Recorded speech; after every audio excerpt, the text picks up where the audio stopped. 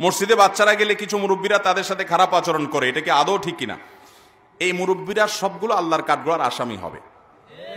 যেই মুরব্বীরা ছোট ছোট বাচ্চাদেরকে মসজিদে গেলে ধমক দেয়, ঘাট ধাক্কা দেয়, তোমার বাপের বাড়ি এটা? মানুষকে ধাক্কা দিতে আসছো, ধমক দিতে আসছো? সব জায়গায় মাতবরি মাস্তানি। মসজিদের মধ্যে ছোট ছোট বাচ্চারা যখন আসে, বিশেষ করে এত ছোট বাচ্চা আবার না, ভুল বুঝবেন না, যে অনেক বাপ মা আছে 3 বছর 2.5 বছরের বাচ্চা নিয়ে আসে, ও পেশাব করে দিবে, নষ্ট করতো, নামাজের কিছুই বুঝে না। এত ছোট বাচ্চারা, ধরেন 500 বছরের বাচ্চা, যে বাচ্চা নামাজ পড়তে শিখবে। আরে আজকের বাচ্চা আগামী দিনের মুসল্লি, আজকের বাচ্চা আগামী দিনের, তাকে নামাজ শিখাইতে হবে না? এখন সমস্যা হলো, আপনি বলবেন যে ভালো কথা, নামাজ শিখাইতে হবে, কিন্তু মসজিদে আসে যে মুসল্লিদের ডিস্টার্ব করে, মুসল্লিদের এতটুকু ডিস্টার্ব সহ্য করার মতো মানসিকতা থাকতে হবে। সব কিছুতে পণ্ডিতি করা যাবে না। গল্প শুনেন, ঘটনা শুনেন। নবী করিম সাল্লাল্লাহু আলাইহি ওয়াসাল্লাম সিজদায় গেছেন, আমাদের নবীজি সিজদায় গেছেন, নাতি হাসান বা হোসেন রাদিয়াল্লাহু তাআলা পিঠের উপর উঠে বসছে, বুঝেন, গোড়া গোড়া খেলতেছে, নানার পিঠ পাইছে নাতি। নবী করিম সাল্লাল্লাহু আলাইহি ওয়াসাল্লাম যতক্ষণ পর্যন্ত নাতি পোলাপান যখন সিজদা যাওয়ার পরে পিঠে উঠে, ওদের কি আর কোনো টাইমের ব্যাপার আছে যে ওর কোনো তাড়াহুড়া আছে যে অফিস আদালত আছে? ও তোর মন মতো গোড়ার পিঠে বসে, মন যখন মিটে যায় সাত, তারপরে যায় নামে। ঠিকই হযরত হাসান বা হোসেন রাদিয়াল্লাহু তাআলা আনহুমা যিনি ছিলেন, তিনি এরকম অনেকক্ষণ পরে নামছেন। নবী সাল্লাল্লাহু আলাইহি ওয়াসাল্লাম ততক্ষণ পর্যন্ত সিজদা থেকে উঠার চেষ্টাও করেন নাই। সিজদার তাসবিহ পড়তেছেন পড়তেছেন পড়তেছেন, নাতি নেমে গেছে, তিনি মাথা সোজা করেছেন।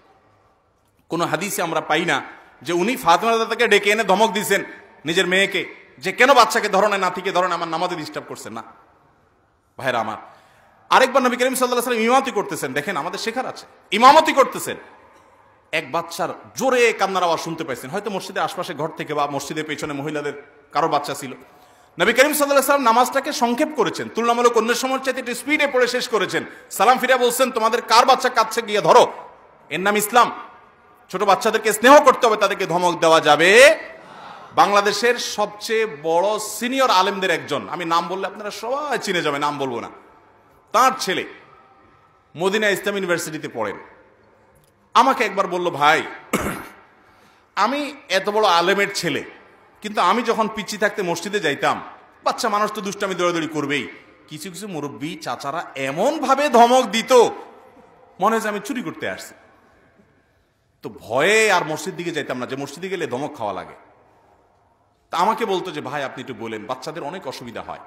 আমি প্রায় বলি, বাবারা, যদি কোনো মুসল্লির সাথে বাচ্চা এসে বেশি ডিস্টার্ব করে, আছে না অনেকগুলো বেশি ডিস্টার্ব করে, তাদের বাবাকে আলাদা ডেকে নিয়ে বুঝাবেন, ভাই আপনার বাচ্চাটাকে আপনি একটু নিয়ন্ত্রণ করেন, ও বেশি দুষ্টামি করে, ওকে একটু আনলে ধরে রাখবেন, নিজের সাথে মানুষের নামাজ যেন ডিস্টার্ব না করে, তাকে বুঝাবেন, বাচ্চার সামনে ধমকাবেন না। আমি এই যে সিদ্ধিরগঞ্জ আমার বহিপল্লী মসজিদে একদিন দেখলাম এরকম একটা বাচ্চা খুব ডিস্টার্ব করছে, ওই বাচ্চাটার বাপকে আশেপাশে মুসল্লিরা আচ্ছা তোর ধুয়ে দিস, একদম গোষ্ঠী উদ্ধার করে ছেড়ে দিস বাচ্চার সামনে। আমি ছিলাম সাথে পিছনে কাতারে, তো আমি পরে ওই ধমক দিয়ে যে ওই বাচ্চার বাপারে অনেক বকাঝকা করছে, সেই লোকটার পিঠে হাত দিয়ে বললাম, বাবাজি বড় একটা জঘন্য কাজ করছেন আপনি, এবং আল্লাহর কাছে মাপ চান। আপনি কারে ধমক দিছেন? কোথায় ধমক দিছেন আপনি? আল্লাহর ঘর, এখানে আপনি বাচ্চাটার ধমক দিলেন, বাচ্চাটার বাপকে ধমক দিলেন। আপনি বাচ্চাটার বাপকে 100 বার বোঝাবেন, কিন্তু বাচ্চার সামনে না। বাচ্চা তো মনে করবে, হায় হায় রে, আমার বাপে আমাকে মসজিদে আইনা বোধহয় বিরাট অপরাধ করে ফেলছে। ঠিক না ভাই? ঠিক। দেখেন নবী করিম সাল্লাল্লাহু আলাইহি ওয়াসাল্লাম মসজিদে একজন বেদুইন এসে পেশাব করে দিছে, আমরা হলে কি করতাম চিন্তা করেন? কি করছে? পেশাব করে দিছে, মসজিদের মধ্যে দাঁড়ায় বসে সরসরে পেশাব করে দিছে।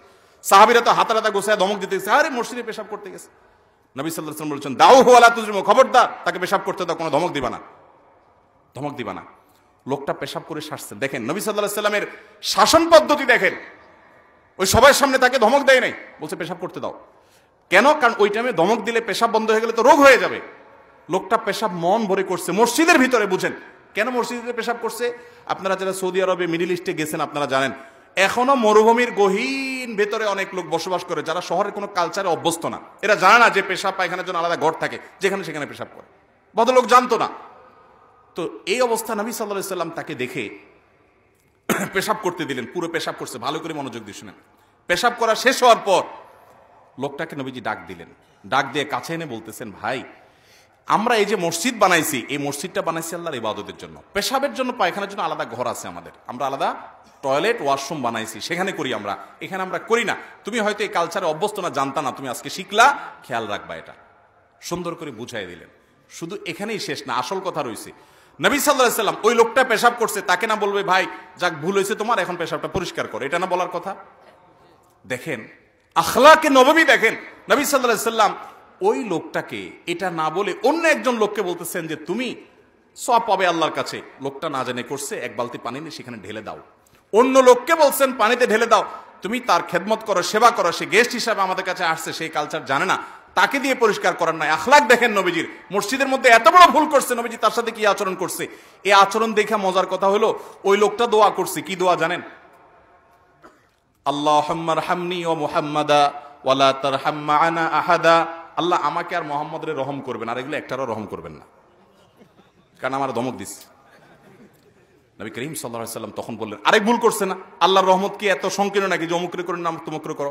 তখন নবী সাল্লাল্লাহু আলাইহি সাল্লাম বলেছেন না, এটা আরেকটা ভুল করলা তুমি ভাই, আল্লাহর রহমত অনেক বেশি, সবাইকে রহম করলে আল্লাহর রহমতে টান পড়বে।